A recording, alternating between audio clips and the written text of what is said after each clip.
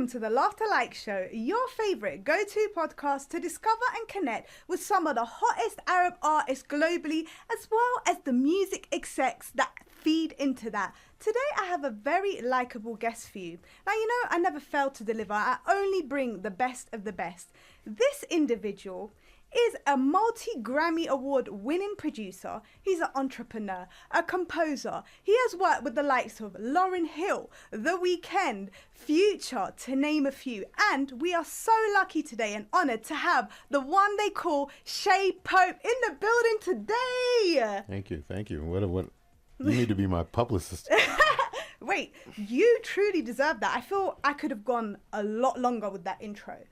Well, much appreciated. You know, I just try to keep looking forward. You know, I think that's the best way to, like, you know, because I try not to just dwell in, like, you know, anything that's been done. Just try to keep. I sense that from you. Yeah. Done a bit of digging, and the way you think and speak is truly inspiring. And although you have this huge resume, or you've worked with the biggest artists in the world, you're just humble with it. I think, you know, growing up in Boston is just it's like a Boston thing. Like, you know, they never let you get too, you know, full of yourself. You know, they'll bring you right back there. You know, I still have my same friend group. Like, we're in a group text with all the kids I grew up with, you know, like literally like guys. And so whatever you get, you know, if you're trying to get your ego too big, they'll bring you right back down really quickly. But I think that's a good thing, because you can always stay focused, it's humble, and it keeps you on your toes. Yeah, I think it's, you know, to this day I always bring it up. Like, Quincy Jones was one of my mentors, and the best piece of advice that I think he gave me, and this was kind of early in my career, he said, like, you know, when you know, things are going good or things are going bad, don't get too high, don't get too low. Like, stay in this middle space. And I've always tried to, like, live like by that ethos. Wow. That is incredible. I feel like new artists need to listen to this. Someone that's won multiple awards at the Grammys, worked with pretty much all the biggest artists, making you one of the biggest producers in the world. And you're just chill with it, accepting it. And I feel like your focus really is the craft, first and foremost. Yeah, I think years ago, Pharrell was like, you need to get a publicist. And, you know, and I think he's like one of the people that has that personality that's like goes to the forefront. And I was a person who really, you know, really appreciated just the studio and just being in the background and being part of the, you know, the machine that made this, you know, trying to make the amazing music versus being the face of anything. Fair play. I mean, it works both ways. Sometimes if you're on the forefront, you can still be really creative and excellent at what you do. But do you find that it makes you more focused, maybe being in the background? Is that why you do it? I think it's more challenging being in the forefront, more pressure, more you have to, there's just more things to deal with versus I can just focus on, like, trying to be the best at making what I do what I do. I think when you really go to the front, there's so much more involved. Wow. You know? So you've worked with the likes of Lauryn Hill, The Miseducation, Aretha Franklin, and more recently on the brand new Weeknd album, you produced a track with Future. You know, I want to kind of take it back to the beginning, because these are like really established names. You're an established producer, but what was it like when you were starting out? How did you discover this love and passion for producing? It was more of a hobby. There was no, you know, this is different times. I'm older. There was no YouTube, none of that. So there was no how to be in the music industry.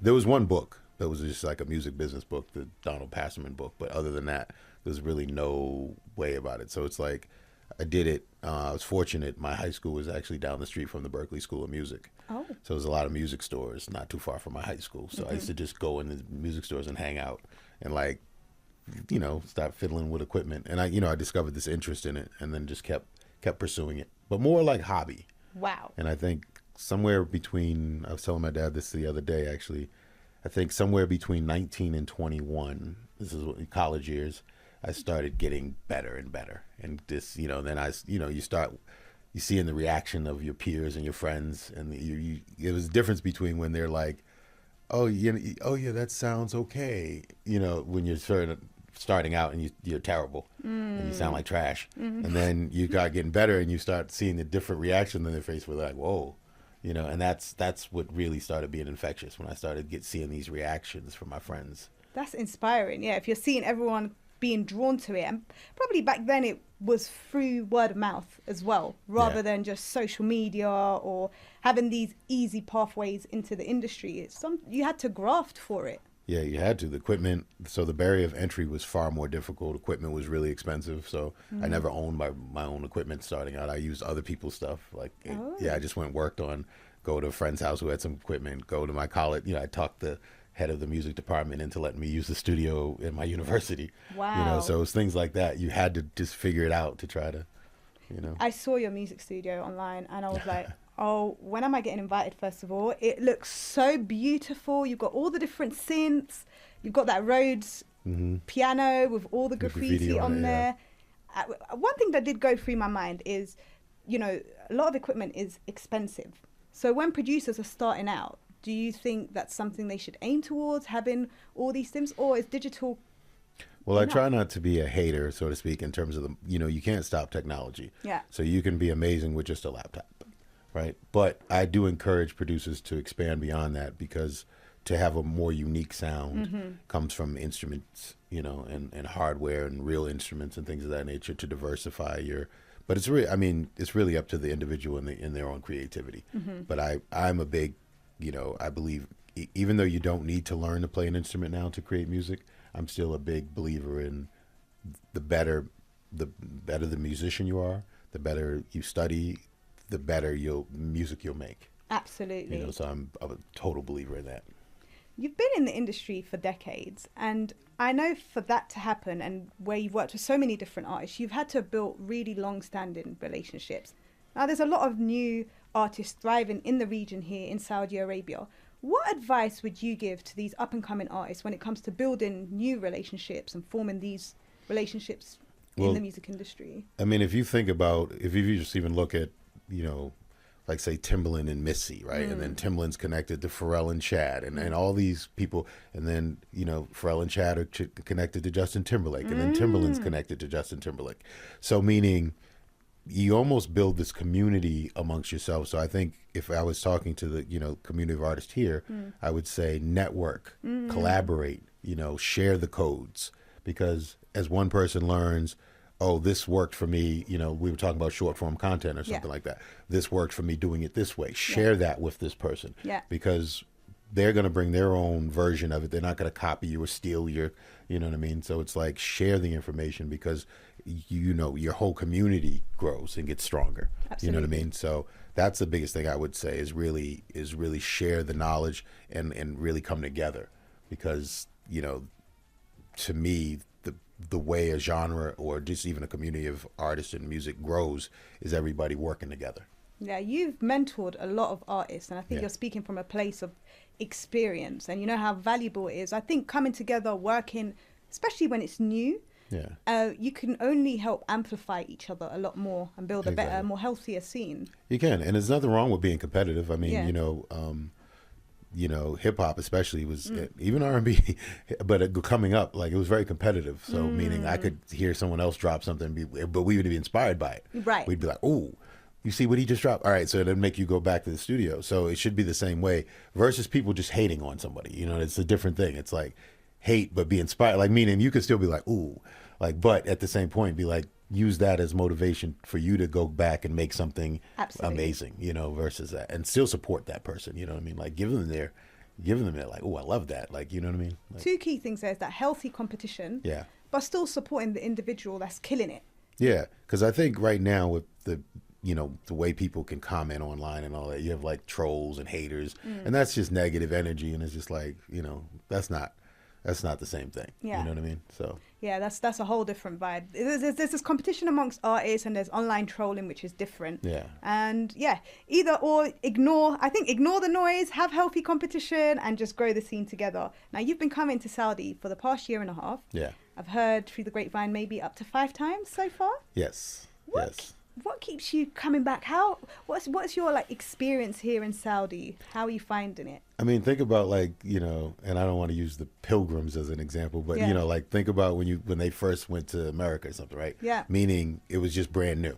Yeah. So what's the fact that the music scene, the music and the culture thing is just, it's like almost like experiencing this cultural musical revolution. And to be here at that time, to me, that's amazing. Like I would have loved to have been like, you know, going back in time and been, you know, in maybe in the US and like when the soul music in the 60s and 70s exploded, you know what I mean? Like imagine being in that time. So it's like that. It's like being here when like there's just, you know, so much creativity going in and so much interest in it, you know, and that alone is important because I think right now with technology and so much music coming out, sometimes like some of the music has become disposable, so to speak, where it's like you're not, you know, someone, we were just talking outside about vinyl and like no one's listening to a whole album, right? No. You're listening to one song. You might even just hear a snippet and skip and, you know, skip through a playlist. It's not the same, right? Like years ago, people would sit there and listen to an album. So I think just the interest in creativity and just the passion behind it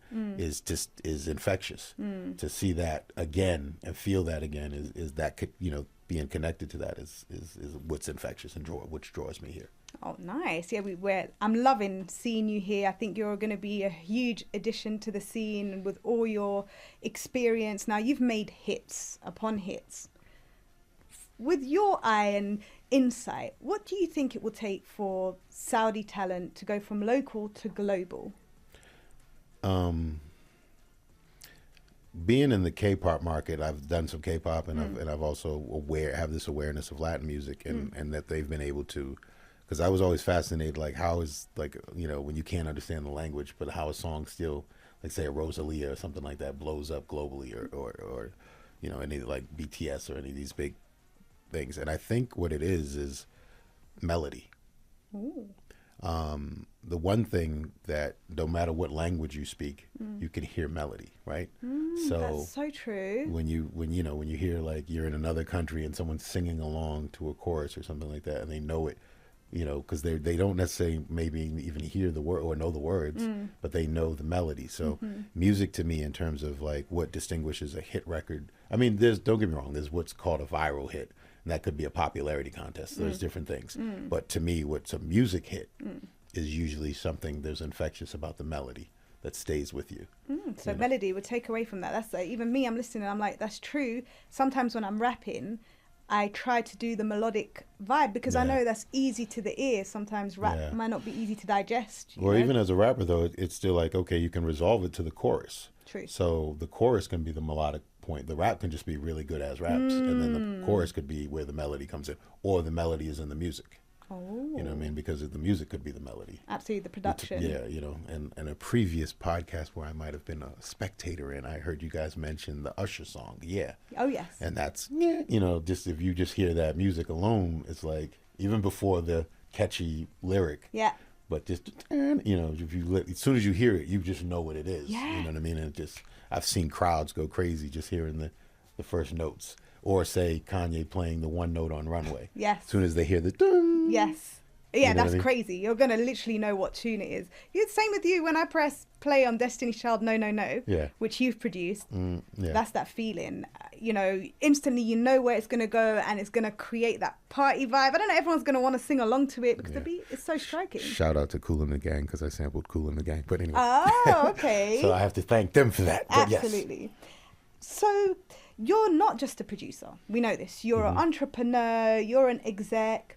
How is it, you know, how important is it for artists to understand the business side of the music industry? Well, that was the biggest and one of the first lessons I learned. So on the Lauryn Hill album, I was, you know, I think my career accelerated, you know, beyond like who knew, you know, you never know. I mean, literally, like I think 3 of my first 4 records were platinum.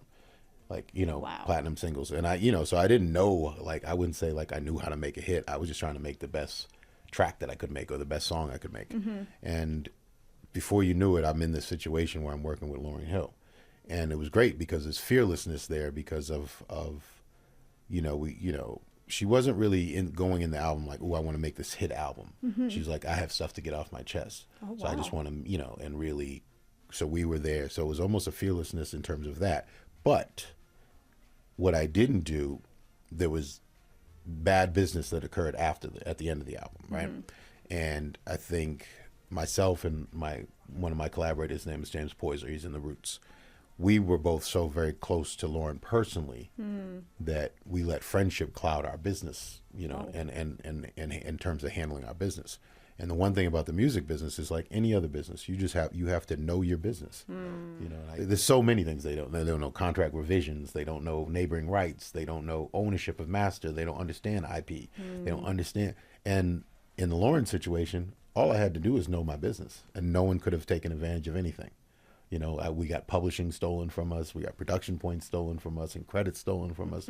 If I had known my business like I'm supposed to, you can't steal anything from me. Absolutely. And that's the one thing I try to tell and press every artist is learn your business. Every artist, every producer, every songwriter, learn your business, because people that know the business better than them, that's how you get taken advantage of, because someone knows it better than you.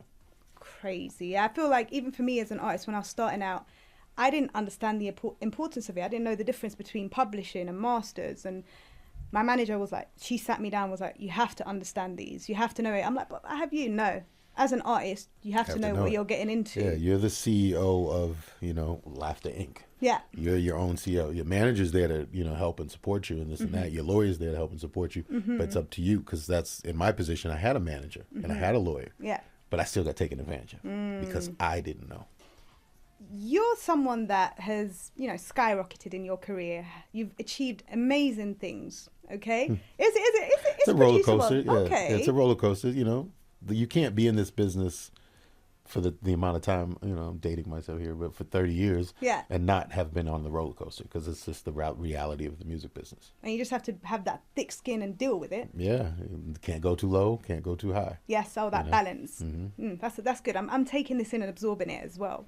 But how does one go, because there's going to be a lot of producers trying to get into it, especially in the region, but how does one go from an amateur producer to someone that's more established? What differentiates between good and great in your eyes? Well, it's like opportunity meets preparation, right? You know, someone said something about luck sometimes, and yeah, there is luck involved, but it's preparation, right? Really mastering your craft. Yeah. You know, and then also, but still, you got to this is music business. You got to still be a free spirit and bring creativity to it. In the modern version of the music business, to me, in the last 10 years, there's a lot of redundancy. A lot of people, to me, hear what's like, oh, this is a hit. Let me try to, you know, and then, you know, make 10 records like that. And it's like, yeah, you know, the copy and paste kind of thing. Yeah, it's a lot of redundancy. And then I'm fortunate that I came up in the time where it was like, okay, we see what's going on over there, but we don't want to sound like that. So it's like, let's make something that can be as competitive in terms of the commercial thing of it. It was very competitive, but we don't want to sound just like that. You know what I mean? So it was like, oh, you know, Timbaland sounds like this one sounds like that. I'm over here sounding like Lauryn Hill. Lauryn Hill was like, I like soul music, I like reggae, I like Wu-Tang. So I'm like, oh, what is that? And that's the Lauryn Hill album. You know, so it's like the differentiation, where now it's a lot of copycat. And I think that's one of the things I would say as if a producer is coming up and I'm just telling them, like, find your sound. You know what I mean? Explore. Like, obviously, we have our influences. There's nothing wrong. It's no problem with being influenced by this person or that person, but then find yourself in it. Absolutely, yeah. You can't just copy and paste other people's. You'll never have really your own identity. Yeah. Especially, I don't want to go into it, but AI as well. Yeah. It's made things a lot easier and accessible, but you need to have that human feel, and the way you do that is being authentic and true to yourself, really. Well, even still, AI is a tool, right? Just like a plugin or any other tool. Yeah. And it's like, you know, use it as a tool. Don't let it replace you. Yes, exactly. Yeah, because, you know, you're gonna get the results. Because to me, the way I think of AI is, you get out of it what you put into it. So if you don't put anything into it, you get mediocre results. You learn how to put something amazing into it, then you can get amazing results out of it. Yeah, you have to control it and not let it kind of control you, in a sense. Sound selection. You're the OG when it comes to sound selection. It's your signature. Yeah. What advice would you give up and coming producers again when it comes to finding and using sounds, samples that cut through and chopping them up in a way that's appealing? I think sound in general, whether it's a synth sound or sample, it's a matter of taste. And I think it's just like fashion, right? Someone could, you could see someone and you're like, oh wow, she's a lovely person, but her fashion sense is a little Or, you know, someone maybe not even that cute, but their fashion, their style, you're like, damn, the style. It's the same thing with music and sounds. You could be a producer, like, it's going back to a friend of mine, who I'm not going to name right now. We were just talking about, he's an amazing musician, right? He's, you know, and really phenomenal musician. Wow. But he's dated, right? Oh, right. So as talented as he is, you give your track right now, you'd be like, whoa, like, you know, because he wouldn't know what sounds to choose and what taste, you know, he wouldn't know how to put it together. So that's so important, especially if you want to stay relevant. You know, if you just want to make, you know, be a hobbyist or just have an independent avant-garde music or abstract music, then that's fine. You can just do whatever. But if you're trying to be relevant and you're trying to, you know, appeal to people outside of your bedroom, then that taste and selection is important. And I think the more you invest in that, like, you know, I go to the extreme, and you don't have to go as extreme as I do, but you know, like I'm down at the, you know, the old souk. I'm negotiating with the man, for the vinyl that he doesn't want to sell me. You know what I mean? I go to extremes to find a sound. You know what I mean? So take your time and try. It's actually an art form. I feel like it comes with practice and overtime. Yeah, and studying, like studying, like going back, really listening to great songs that are out, and like, what do you like about this song?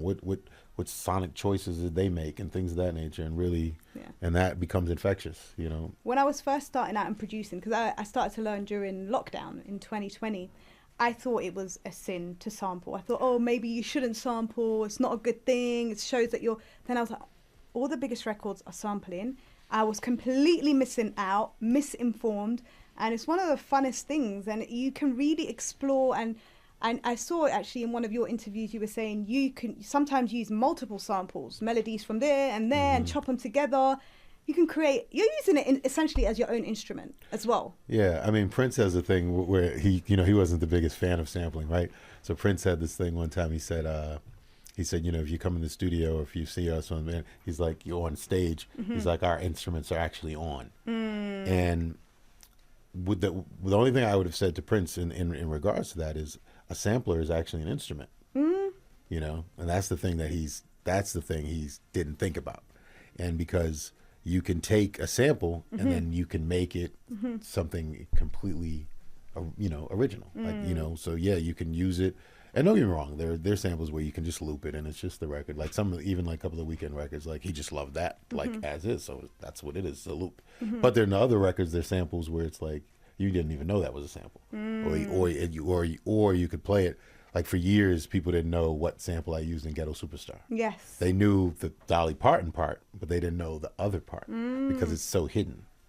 They found me years later, but they found you. Yeah, but that's fine. You know, I might go through like all the songs you produced and try and figure out the samples. Some are more obvious, and then some are you'll never find. Ooh, you know, because it's just really about that's where the creativity comes in. Absolutely. Like there's records that Timbaland have done, like, and people have later in life have figured it out, but they're so hard to figure out. You would like the way he's used it. You know, so you're going to be in the region more often. I know this. I feel it. When you're going to be working with the artists and the artists you have already been working with, what qualities do you look for in an artist, and what makes you think, you know what, this artist is going to be a star?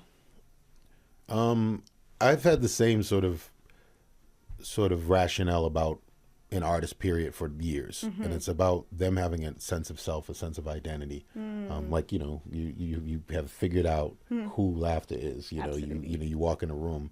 There's no questioning who you are, your identity, so forth. I think some artists are looking for the producer or looking for the manager or looking for someone else to really help develop who they are. And to me, you got to figure that out first. Because I'm not here to tell you who you are and you know, who you're supposed to be. I can maybe help guide that once you have that, meaning, and help refine it. Yeah. But so it's a sense of self and sense of identity. I love that. Because I think, you know, the artists who know they are, you know, Kanye West walked in a room, he knew he was Kanye West. If you saw the documentary from years ago, like, oh, you know, even before he was like, I'm going to be the greatest artist in the world, he's telling you I'm going to be the greatest artist in the world. Now I'm Kanye West. Yeah. You know, and I think there's something to that. Yeah, you got to be confident, believe in yourself and know yourself and sound, even before you make it. Even if you change, modify it and this and that, but you have to come in a room knowing who you are. Yeah, and what you stand for as well. So that's what I look for. you've been in the industry for a long time. You've been killing it. You're still killing it. What's the legacy you'd like to leave behind, let's say 50 years from now? What's one thing you want people to think about? I think early on, Q-Tip from Tribe Called Quest is kind of a mentor, friend. We talked about this years ago, like when I was just starting out, and it's kind of like, what type of producer do you want to be? What type of, what's your thing? And, there's producers and they might be very wealthy and have way more money than me that like really chased hits. He said something to me that really resonated with me, and it's been my whole thing. I wanted to make artifacts. Oh. So things that are here when I'm gone. Wow. You know what I mean? That people are still discovering. And like even the fact that like say a Lauryn Hill album, you can bring it up in 30 years or 27 years later. Absolutely. I still go places and people are playing it. I still, this generation, it's like almost like a new generation discovered it. Yeah. I did Bound in, 2013, 2014. It had it came back again on TikTok. It had a whole resurgence on TikTok. So I think of artifacts because I think of how I'm discovering music from the 70s, the 60s, the 50s, the 40s. It's the same thing, right? Those people left artifacts to me. Wow. And like, you go back and like sometimes you find a record, it wasn't a hit record. Yeah. But you're like, oh my God, this record is amazing. Like some of the best songs from Nina Simone I like are not her hits.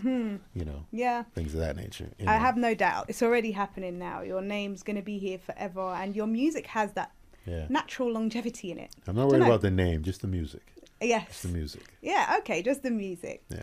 So like we said, you're coming back and forth to Saudi, and I've been here discovering talent, working with the talent, platforming the talent, and I'm so excited by it. And to have someone like you here with such incredible experience, in a way, means a lot. So we're very grateful to have you around in the scene, and I know you're going to be a huge addition. What would you say, kind of finalize, what is it that is exciting you most about the region here in Saudi when it comes to the music scene? Well, there's so much music that hasn't been shared with the world yet, right? There's so, and obviously the tribal aspect of Saudi, right? So each, the different regions have different sounds and different sound qualities. And then obviously now you'll be able to reinterpret that almost in a modern sense, right? And that'll be a whole, you're going to birth all the new genres of music. Whether I heard about Habibi House recently, and then another friend of mine was telling me about he wants to make this Afro Saudi, Yeah. So I just think that is exciting. Just like and it's just music to me is very fascinating. I've been into like kind of Bollywood soundtracks for years. So there's all these different rhythms going on in Indian music, which is very similar to Saudi music and music in the in this region. And all these different rhythms and different scales. So it's just like a whole new world of exploration, for me.